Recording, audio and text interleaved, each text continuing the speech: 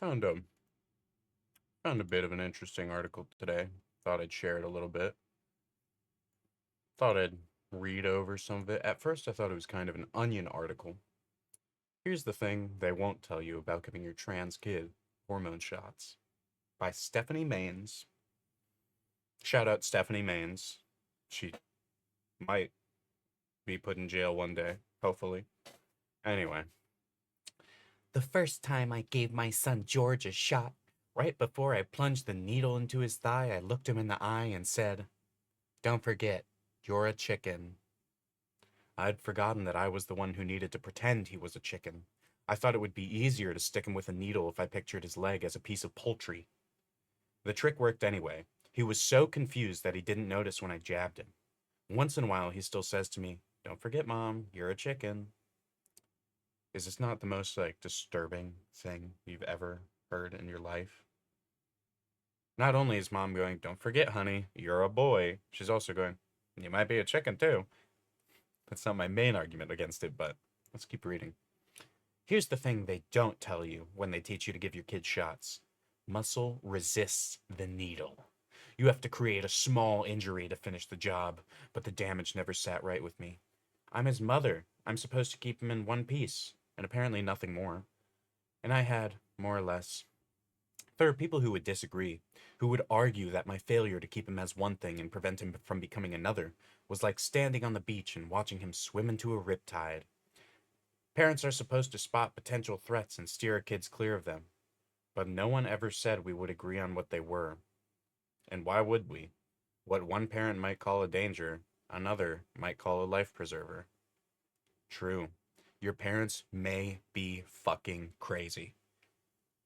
What one parent might call a danger, another might think is going to save your life.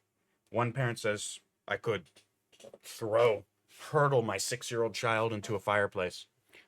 It's probably dangerous, though. It's probably going to hurt him. But some parents, that's a life preserver. That's a life preserver. George has always been terrified of needles, or maybe Jorge. I don't know. Oh wait, no, this is a white woman. It's always a white woman with nothing else to do that's shoving needles in her children. George has always been terrified of needles. Annual vaccinations were an ordeal. The minute he saw the syringe, he would get a crazed look in his eyes and wrap himself up in his little arms, ready to fend off any sharp objects. It was George against the nurse, and part of me couldn't help but cheer for his resistance. I found it reassuring that the protest in him could be stronger than any instinct to comply.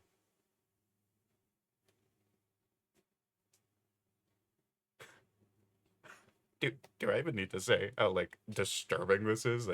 I loved watching my child struggle back. I loved watching him fail to comply. He was hating the system from the start. I didn't know how much he would be needing this moxie down the line. But in the pediatrician's office, I colluded with the enemy and played the clown long enough for the nurse to finish the job, which is what parents be doing in the office. You got to collude with the enemy that is the doctor, play the clown a little bit, get your kids their shots to, save their lives from bacteria, illness, or disease, or to make them have a penis. Afterward, he would look at me like some kind of traitor, which I suppose I was. A traitor for a cause. Now George has his own cause. This is this is this is this is like an abuse fanfic. This is so disturbing. George started hormone replacement therapy, a critical component of gender affirming medical care for young people, when he was 16. Setting out on this trip, I made sure I was prepared to lead the charge. I did the homework, consulted the experts, and asked all the questions. I had gained fluency in procedures, effects, and outcome. She's a blogger. She read a couple other blogs. What I hadn't known, what you don't read about in any of the literature, was the scope and the heft of the undertaking of fucking brainwashing and ruining my child's life. Advance warning wouldn't have changed anything anyway. To be clear, none of this is here to say I'm particularly heroic. I'm simply like most parents, operating within the implicit parental economy. Action taken on behalf of your child's well being increases the value and the effort and decreases any perception of labor. This is where I get like, what the fuck are you talking about? Are you using your child as like a surrogate for your own accomplishments? Like, do you not which is most white moms that are transitioning their children are, you know, they kind of live the wine mom life, and they don't have a lot going on, so they can vicariously live their dreams through their children by ruining their children's life instead of putting any part of their own life on the line. If any of them were to ask why I support George in his medical transition, I would tell them that I am doing what mothers do. You tend to your child's wounds, and if their life needs saving, you save it. By the way, this is all from her perspective. Um, a 16-year-old is retarded. A 16-year-old is, most people that are in their 30s don't know what's best for them. 40s, 50s, most people do not know what's best for them. I'm saying a general older age range because the number gets a lot higher once you go under 18. Um, Even someone as old as 16, they don't know what they want for lunch. Why would they know what's best for them? I've explained this in a past video. Why would you know what's best for you? Nonetheless, why would a mother with these clearly deep-seated insecurities project them onto her child and go, I'm saving your life, honey, now let me jab you with the needle, you're a piece of fucking poultry. Anyway. What most people don't know is what a complex process it is to manage HRT for children. The shrewd marketers of laws banning gender affirming care for our kids would have you believe that in states without such bans, parents can put their child on hormones indiscriminately and without much effort, which we should be able to. They couldn't be more wrong. What? They actually make it difficult to jam needles in your fucking child and ruin their life for the rest of their life? No. This obscuration of the gates parents have to pass through to gain access to this care for their kids is just one of the many falsities endemic to the violent campaign to outlaw HRT for youth. What is true is that in many states, I could have bought an assault rifle in the fraction of time it took to get George on testosterone. You hear that, motherfuckers? I could get a gun faster than I could attach a penis on my daughter. That's gotta change. I need to be able to walk into the penis store, no background checks like these people think there are for guns, and let me get a penis hewn on my daughter from some arm skin, make them look like a fucking Draugr from Skyrim for the rest of their life. I admit, I was naive at the outset. I assumed that finding a doctor for George would be like looking for any other specialized care in New York, and that options would be It's in New York. Of course, it's in New York. I lived in New York City for 4 years. These people love this shit. Parents in New York City are the worst parents in the world. They do not give a shit about their children. As soon as their children are 10 years old, they go, you're in New York City. Go explore. Go live your life. Worst parents I've ever come across in society. When George and I started this process in 2022, there were fewer than a handful of places offering gender-affirming care for transgender kids in our area. What a shame. As a result, the demand for their help far outpaced their capacity. Even getting a consultation appointment with one of their doctors felt like a triumph. It became a test of how long I could sit on hold without yelling obscenities at my phone. I need to fucking inject my child with fucking HRT now! The hours of remixed classical music were worth it. I don't know. We found a wonderful doctor at a community health clinic that has a special unit for LGBTQ plus IIPPIP2 plus two-spirited combo DLC pack plus youth. The clinic is a beloved anchor for the gay and trans communities, where people can find medical and mental health care regardless of their ability to pay for it. It's crowded and chaotic, shuddering under the weight of so much need. I'm resisting the urge to make like some implication that these people are pedophiles because it would be funny. It's crowded and chaotic. You know, all the trans kids coming, and you got all these doctors like, "Hey, come into my office." But the doctors and nurses are good-natured and unflappable. Surprisingly so, considering their limited resources and unlimited patients. What do you mean they're limited resources? Are we forgetting how much doctors get paid to fucking yank a kid's uterus off?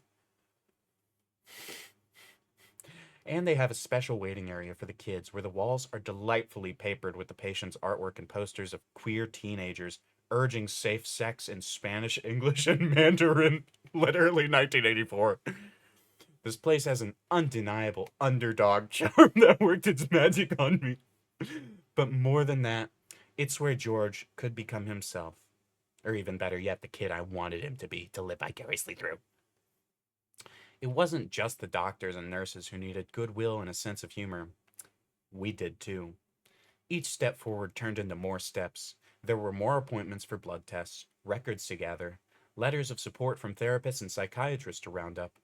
George would need bi-weekly injections of testosterone by one of the nurses, which meant more appointments to schedule, which meant more time waiting on hold and more trips back and forth to the clinic. At a certain point, my calendar became less of a plan and more of an aspiration. Thank you, white mom in her 40s. The day came when responsibility for the shots was handed off to me, and we were sent home with a paper bag of paper bag? A paper bag of syringes and needles? Like a doggy bag? George got his shot every Monday morning before he ran off to catch the bus to school. After I packed his lunch and cleaned the breakfast dishes, he would drop his pants, hop up on the counter, and I would pull out his special kit, draw up 3.5 milliliters of testosterone, and fucking shoot my kid up. I came home with a paper bag of needles and syringes, told my kid to drop his pants, stuck my needle in him like he's a piece of poultry, and sent him off to fucking school. Here's another thing they don't tell you. A small puncture in the thigh can cause an unreasonable amount of bleeding. But me as his mother, I just loved it. It meant that he was so strong. No. If the needle lands in the wrong place, no matter what I did to calm or distract him, George would flinch the moment the needle found his thigh. This is making me sick. And it would leave behind a small stream of blood that I chased with gauze like I was cleaning up a crime scene, and then we would both rush in with our apologies, me for not being someone he could count on to get it right, and George for being the source of my sense of failure. You piece of shit, I'm gonna beat you if you don't keep up this motherfucking transition. This is... You're preying on a kid's insecurity. I bet it's a majority of teens that have body dysmorphia. It's a part of puberty almost. It's a part of your body changing and you not kind of keeping up mentally with the way you are physically changing. You kind of have to learn to grow at the same rate that your body is, and that's what part of becoming an adult is that you grow with time. This is a complete manipulation of that. This is a child wants some independence. A child wants to make their own decision for once, and you somehow push them into this, which makes it like the hair on my arms is standing up. This is like disturbing. This is disgusting. For those who wish to do away with HRT for trans youth, would say that I, with the help of his doctor, was the one who put George in harm's way. They would say the damage I may have done is far greater than the puncture of a needle, that I recklessly endangered his well-being, exposed him to speculative medical and psychological harm. They argue that what we do is child abuse, and they now have a trail of state laws to back that up. But if any of them were to ask why I support George in his medical transition, I would tell them I am doing what mothers do. You tend to your child's wounds. You pull them out of moving traffic, or in this case, push them in. You see the value in them when they've lost sight of it. That is the most telling sentence. You see the value in them when they've lost sight of it. Mom, I'm really not happy with myself. I look in the mirror and I just don't like who I am, and I don't know, I'm not happy anymore. Well, you're a boy. I don't know if you knew this, honey, but you're a boy now. The only thing that's going to make you happy is if you're a boy. And if their life needs saving, you save it. George was an enchanting little girl. I know it's true because everyone told me so. I didn't like him, but everyone told me so. I didn't like him, but everyone told me so. He had smooth olive skin, giant eyes, and endless lashes. Okay. Now he is a rather short guy with hairy limbs and stubborn acne. Okay. You're not making a good case. He still has the lashes, but they are clipped by an unruly thicket of eyebrows. And since no one taught him to shave, I was all George had on the parenting front, and I knew nothing about beards. He usually has little islands of stubble. The beautiful girl is gone, and he's not yet a handsome man. That will come with time. I cannot believe this is a real article that someone wrote and posted. This is from the Huffington Post. I said who the author is at the beginning. You can look it up for yourself. I just want you to read through this on your own, and like, it's not satire. This is real. But it's neither here nor there. I'm love blind. I take him on his own terms, which erases as many worries as it adds back in. So long as George can be in the body he wants, I want, he has no impulse to hold it up to scrutiny. To George, we're all just bodies in motion. This is like when one of the mom goes, when like you see those posts on LinkedIn. My 6-year-old came up to me and said, "Mother, was Icarus not happy as he was falling because it meant that he had flew?" And I just thought that was amazing that my 6-year-old said that. Like this is the what's happening here. To George, we are all just bodies in motion. What freedom that is. And yet, the first time I watched him walk off to use a public men's restroom, my throat tightened. I worry about things, people, that I'm afraid he doesn't know how to be scared of. Well, don't worry. I'm sure you'll teach him how to be scared of everything. It's a strange transmogrify. Take out, there's no mogging in transmogrify here. There's an absolute lack of mog. It's more like transifying. You take out the mog, you're not transmogrifying, you're just transifying. The slow motion dissolution of one form in favor of another, a mutability that undermines conviction in the fixedness of either. When a female body is exposed to an abundance of testosterone, it sets off on a second puberty, only this time in a different direction. You start to sweat more, and your body gives off new odors. Acne erupts and spreads out like a wildfire. I'm I'm not gonna say that most acne is related to stress, and your kid just is probably gonna kill themselves. Your kid's probably gonna kill themselves. Coarse hair sprouts up all over your body. Traces of a beard and mustache begin to appear and will grow thicker over time. Weight in the body begins to shift. Fat collected around the hips disappears and muscles in your arms and shoulders becomes more pronounced. Your face, well, your kid is on steroids. Your face squares off, becoming more angular. Your vocal cords get thicker and your voice cracks then deepens. Menstruation fades. Okay. Almost made me vomit. Menstruation fades and the libido ratchets up. A boy emerges behind the girl, overtaking her. Don't we just love men overtaking women? But the truth is more complicated than any before and after story. Testosterone, by the way, we're almost done. Testosterone didn't suddenly turn George from a girl to a boy. As a young child, he was different in ways that were undefinable, but palpable enough to make him an outcast. Invitations to sleepovers and birthday parties were rare. Kids thought he was strange. He thought they were incomprehensible and cruel. So instead of getting my child some autistic fucking care, I transitioned him and I jam needles in him now and we laugh when the blood comes out. George was bookish. I had odd interests and was utterly ignorant of the things that captivated the girls around him. He stood outside in the worlds of either girls or boys in a state of loneliness I can still hardly bear to recall. And then puberty came along and took his suffering to new levels. It was like being buried alive in a body that's not his own, a body suggesting roles he could no way fathom. This is the most aggravating line of it. That is what puberty is. Your body is changing, and when you look at yourself in the mirror, you begin to develop a sort of self-hatred aligned with what you physically look like. Okay, there are things about your body that you start to nitpick and you go, man, my titties are a little fat. Man, my belly's a little big. Man, I got some acne right now or something. And you start to hate yourself. Now, what happens when you start to hate yourself? You start to hate yourself because of things you cannot change. It's easier to say, I am just ugly forever, and it's some immutable characteristic inherent to me, rather than it's something that I can change. It's something that I can fix. So, what do as a teenager? You run away. You run away like kids run away from home, but you run away from yourself. You run away from your identity. Where do you run to? A new identity, a group of people that will do nothing but affirm your delusions. Is running away the best thing for you? No. Figuring your shit out and getting comfortable and learning to love yourself is the right way. Learning to love yourself does not involve switching up into a completely new identity. Anyway. Ooh, this is a disgusting line. One more thing they don't tell you: when your daughter becomes your son, it is he who births himself. And it is Saturn that consumes his young. This article was clearly written by Saturn. Not too long ago, a note popped up on a professional messaging service I use. Someone was looking for a therapist to help a man whose teenage son had just died by suicide. Probably another transitioner. His transgender son.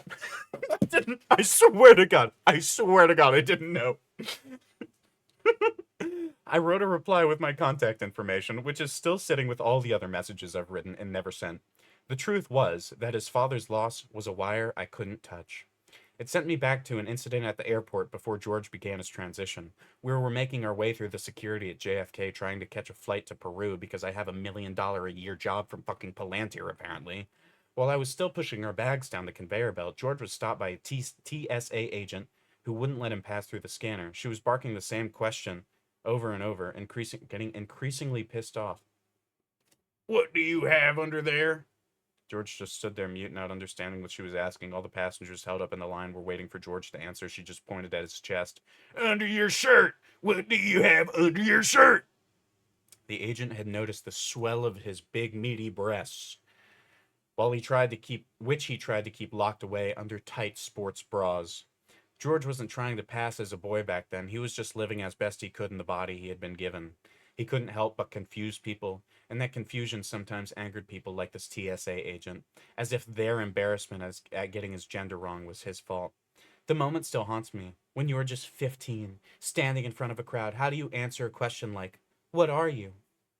Breasts. I have breasts. I don't know where this is going anymore. I read like half of this article and I'm like, I need to talk about this, but it does get funnier and funnier. It's pretty long. One more thing. Okay, that's the line I just said. It didn't matter which one of us injected the hormones. The boy they uncovered was of his own making. And this new person began where the one I gave birth to left off. It wasn't at birth. A piece of my motherhood dissolved alongside with her. How much more do I need to say about everything this woman is saying? When I tried to explain this to my well-intentioned friends, they pointed out the breadth of action on my part that George's transition had required. But they were getting it all wrong. The fact that I captained the ship on his behalf doesn't make it any less true that my son was someone he himself chose to bring into the world, and I don't take credit for that. Well, you fucking should. You are a product of your parents, or parent, and your friends, the people around you. But guess what? At the end of the day, the things you love, the things you hate about yourself, you're going to take most of them from your parents. When George was ready to head off to college, I arranged for a school nurse to give his injections, but he went to the clinic on his own to learn how to do the injections himself. He returned puffed up and proud of his accomplishment. George was ready to remove me as the middleman between himself and himself. It's okay. When George comes home, he still asks me to give him shots. That's the article. Stephanie Maines, LCSW plus JD, I don't know what that means, has been in private practice for over a decade. She teaches couples therapy at Columbia University. Her work is always informed by anti-racism and anti-oppression on any form. Of any form.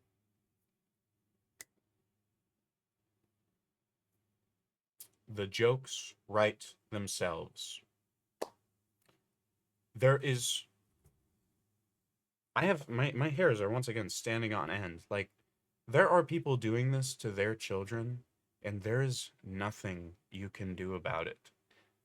There are people absolutely rotting out the lives of their children. And this, to me, is no different than you putting cigarettes out on your kid and beating the shit out of them. The amount of mental trauma you get from having a parent like this woman, it's also always a therapist mother. Therapist mothers think because they went to college for psychology, they know the best for everyone. And what more does a woman want than to say that she knows the best for everyone? And I'm not trying to be a misogynist, but this is a therapist woman in her probably 50s that works at a college, teaches couples therapy, and she's always informed by anti-racism and anti-oppression. We know exactly what this lady is like. We don't need to even picture her in our heads. There are people like this walking out next to you on the street, and there is nothing you can do. Now, I'm a bit more conservative, so I think rights for children should ultimately lie with parents. But of course, the government must step in when you are abusing your children. And I'm really a little bit conservative, but I'm also a little bit liberal for reasons I won't disclose. I'll It'll be a reveal one day.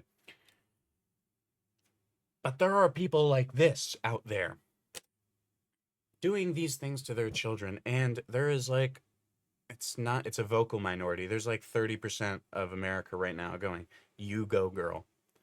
You ruin your child's life, girl. You shoot your child up with steroids, girl."